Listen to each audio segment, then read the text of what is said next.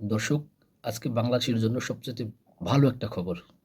এতদিন ভারতের দখলে যে ৫ কিলোমিটার জায়গা ছিল, ঝিনাইদহের মহেশপুর মাটিলা সীমান্তে কুদলা নদীর ৫ কিলোমিটার ভারতের দখলদারিত্ব ছিল।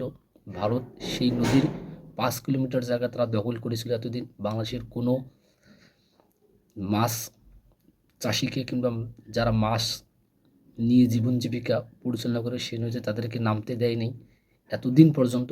আজকে গতকাল ৬ জানুয়ারি সোমবার বাংলাদেশের বিজেপির অধিনায়ক ৫৮তম বিজেপির অধিনায়ক লেফটেন্যান্ট কর্নেল আজিজুর শহীদ বিভিন্ন আলাপ আলোচনার মাধ্যমে কিন্তু সেই জায়গাটা ৫ কিলোমিটার জায়গাটা পুনরুদ্ধার করছে, জায়গাটা বাংলাদেশের প্রতিষ্ঠাতা করছে দীর্ঘ আলাপ আলোচনার পর। যে লেফটেন্যান্ট কর্নেল আজিজুর শহীদ বলেন এখন বাংলাদেশ সেখানে তাদের বিনা বাধায় মাছ ধরতে পারবে, অবাধে পরিচালনা করতে পারবে, নদীর এপার ওপার যেতে পারবে।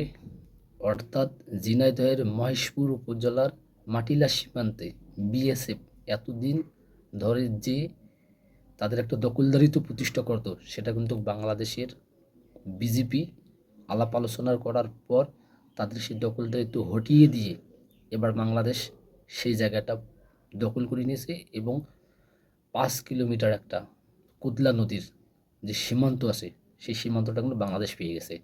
এটা বাংলাদেশের জন্য খুবই খুবই একটা সুখবর এই মুহূর্তে।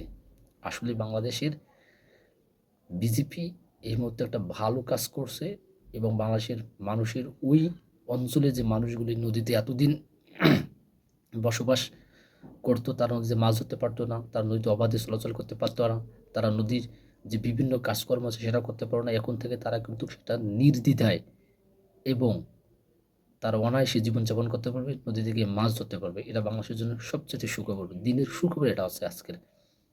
কালকে ৬ জানুয়ারি দুই দেশেরই বিএসএফ এবং বিসিপির একটা আলাপ আলোচনার মাধ্যমেই এই কর্তৃত্ব আরোপ করে বাংলাদেশ বিজেপি।